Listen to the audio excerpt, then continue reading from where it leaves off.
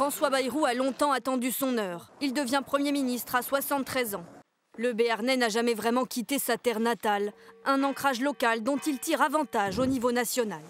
Ce professeur agrégé de lettres classiques passe 4 ans au ministère de l'Éducation. Il se présente 3 fois à la présidentielle, en 2002. Il faut un troisième homme. Et cette séquence d'une gifle donnée à un enfant qui, dit-il, lui faisait les poches.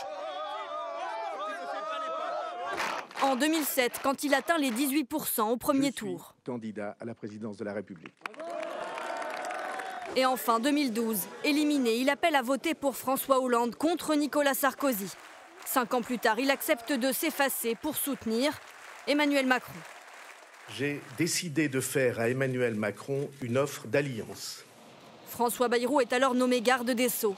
Un passage éclair d'1 mois, place Vendôme. Lui, qui a toujours plaidé pour la moralisation de la vie publique, est poursuivi dans l'affaire des assistants parlementaires du MoDem. Il est finalement relaxé.